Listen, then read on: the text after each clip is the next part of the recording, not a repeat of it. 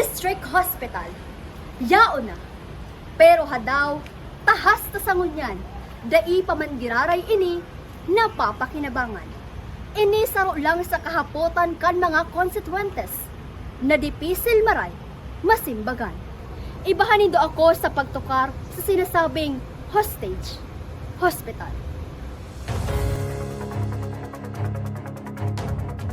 Matukar sa mga isyong napapanahon. Mataong linaw sa isyong natatalbungan. Ini ang Ladag Investigative Report. Saro sa mga darakulang problema na tigkakahampangkan Pilipinas ang sistema manungod sa salud, partikularmente ang pasilidad, ekwipahe asin mga medical staff sa dakol na ospital asin mga health centers. Saro ang establishmentong ini na proyekto kang gobyerno probinsyal kan Camarines Sur na may sarong ektarya harani sa terminal sa Banwaan kan Goa, asin may kulang-kulang 120 million na allotted budget. Ini ang district hospital na nakatugdok puon pa kang 2022 asin dai pamangiraray ini napapa sa publiko. Sa ngunyan ang Banwaan kang Goa, igwang municipal infirmary na yaon sa tagungtong Goa, Camarines Sur na sigon kay Doc Antolin Respal kang Committee on Health, mayo pa subot ining permit to operate asin dai pa PhilHealth accredited. Ang infirmarita, I'm sad to say na bakong 100% operational kasi ang nangyari, primero, hindi kita mapakitang permit to operate from the DOH. Kaya hindi kita PhilHealth accredited pa. Kaya ano ang gusto sabihin ko pag hindi kita PhilHealth accredited? Ang mga doktor may mga incentive. Kasi pag saka yung mga mga constituent hindi makaka-avail na maray kang 100% kang support ng gobyerno kasi we are not yet PhilHealth accredited. Pero katakod kaan ang kinakahampang na duda na ang tigtugdukan o lokasyon kaini harani sa may kula si River, asin mayo pang tulay na subuot sigon kay Doc Antolin Respal, delikado ini. Saro yan sa trabaho kang mayor is dapat adalan mo ba kasi mayor's permit ini. Kung mayo ni mayor's permit, tayo ni makakapuon, ang pinakapuon ko tayo na ni matutugdok. Kasi this is, if not, I'm not mistaken, mga kwan ini. Dahil mamuwa sa 90 million. Sipon nito, 90 million. Dahil ko alam kung anong year an. Sipa, tiyos-tiyos ang Pilipinas, 90 million nakatinganga dyan. And, dagpo nini sa mayor dapat. Kasi kung ang mayor nag-give ang trabaho niya, due diligence, dahil ni dapat kasi, number one, ano kayo puwangkan ko yan, kan ospital? Dapat, isiguro kan mayor, if ang lugar is not red zone, kung sabihin red zone, dapat ang makakomunisya ning ko yan sa DNR. Kasi ang DNR, aram nila kung saan ka mo dapat magbugtak. Yan red zone po yan. Dahil kapili dyan magbugtak ng building. Habang yawan ako dyan, as chairman ka rin, makontra ko dyan. Sigun man ki Municipal Kagawad Eli Carino, igwanang nakatagamang pondo ang gobyerno probinsyal para sa tulay pero subot ini daitig tugutan kang sangguni ang bayan. Dahil yan na buksan tulos dahil kang ang nagsalida pong administrasyon ka ito, dahil pig-prioritize po so itong paglaog ning tulay kaya napending so purpose dahil mayo nga ning tulay. So ngunyan po dahil ini pinag-iisipan kang current administration kaya nga ni naglaog kami ning fund kuta na for this year. Ang problema lang nag-oppose itong samuya po mga pag-iriba sa Sangguniang Bayan. Sigun sa saro sa mga residente kan Goa na dapat mabuksan na ini ta sayang asin dai na masasakitan ang tawo sa pagpila ninhuli ta dakulaan hospital. Dagdag pa niya, dai na nanggad mapanaga ang tawo sa Bicol Medical Center lalo na kung emergency. Inakuta mapanaga ang mga tawo baga bakong iyo. Ining infirmary na ni dai na mapila ang tawo. Mayo ng mga pasyenteng sigurong magagadan, kompleto na nga siguro may CT scan na. Tapos kung ano pa itong mga laboratory test baga nakaipuhan, yaon na duman mismo sa loob ng ospital. Para mabuksan ang ospital, saro sa pinakakaipo ang mga papeles asin requisitos ang dapat aprobado na. Pero sigun ki Konsehala Hana kang Committee on Environment, mayo pasubot ining ECC o Environmental Compliance Certificate hali sa DENR. First and foremost, ako po kay Committee on Environment. So, gusto ko pong mahiling itong ECC, Environmental Certificate of Compliance from DENR. Kasi may mga nagsabi din and based from sa mga nagkaaradalan, it's from the hazard-prone area. Nakalista po siya sa Project NOAA as hazard-prone area. Kabali na din dyan itong covered court kang Bagumbayan Grande na napatindog. Ano po? So, yung man lang po yan.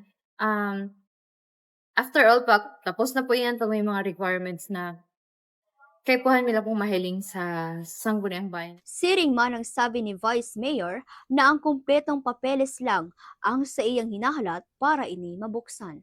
Siguro po ang sa rason dyan is mga permits. Actually, nasa bola na po, nasa kamot na po yan kang Mayor's Office and the province. Project po yan kang province. So, nasa enda pong kamot yan ang pag-secure ng mga permits dyan. So, definitely po, naghahalat man lang kami kang ang Sangguniang Bayan para makuhanin mga permits yan. Yan sa district hospital At syempre, dakulo po sintang secure na permits sa DENR, sa DOH, and kung ano-ano pa po na mga permits. Dahil sa presidential decree na nagmamandatoryo sa lahat ng establishmento na magkaroon ng Environmental Compliance Certificate. Oo, lahat. Marami yan. Mayroong public consultation yan. Kailangan alam ng public kung anong ilalagay na edifice dyan. Kasi kami naman, may pinapasusunod din kami based doon sa Presidential Decree 1586. Yan yung Philippine Environmental Impact Statement prior to the issuance of ECC. Pero kung nahapoton si Architect Minerva, manungod sa sitwasyon ng nasabing hospital. Ang location kaya, actually, kung, sa kuyang sa architectural side. So, ang building magayon, okay siya, functional. Kaya lang, pag abot sa safety niya, is di talaga siya safe. Kasi, ang location kaya ninda talaga, pag nahiling pa ganindo, is delikado talaga. At saka dati siyang farmland. So, ang quality kang soil, di talaga siya pwede sa mga araw kaya na structure. Although, depende kaya.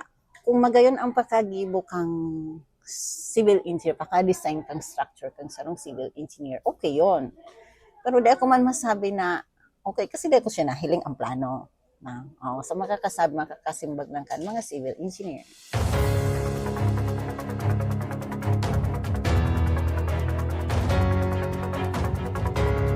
Habang mas nagrararom ang samuyang investigasyon, mas nagdadakol pa ang samuyang kahaputan kaysa kasimbagan. Kung si Attorney Andy Rivero ang hahapoton kung tanod di pa nabubuksan ang establishmento.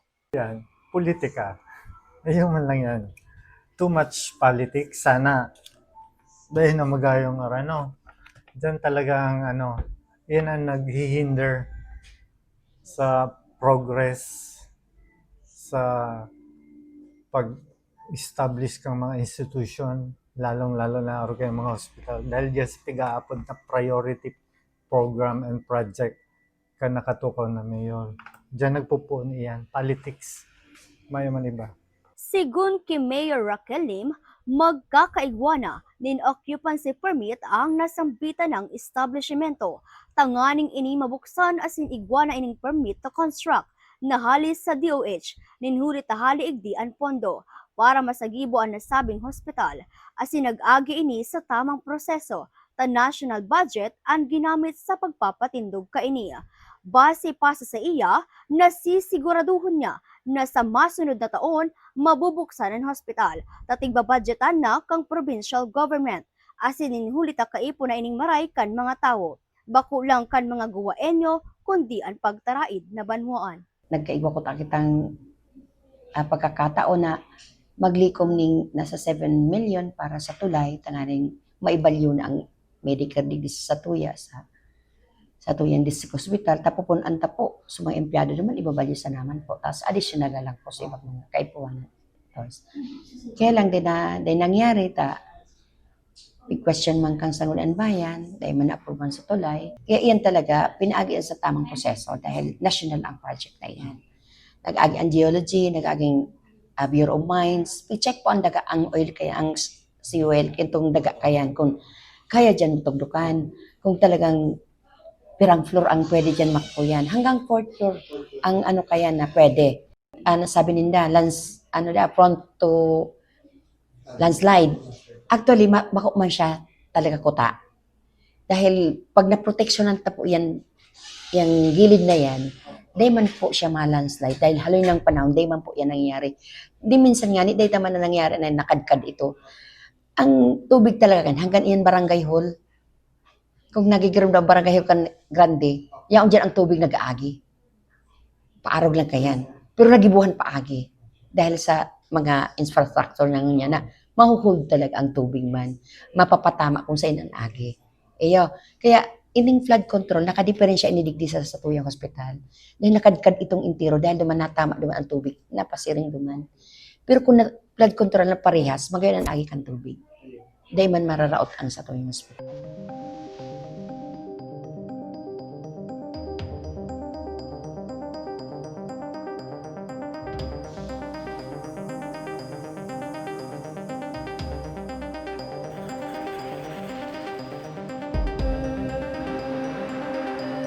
Sa kada establishmentong pinatindog, sa kada proyektong pinondohan, asin sa kada desisyong tigigibo para sa publiko. Ang katotoohan, kamarayan, asin kaligtasan kan kagabsan ang dapat na prioridad. Ini si Bea Romero, Kanladag Investigative Report.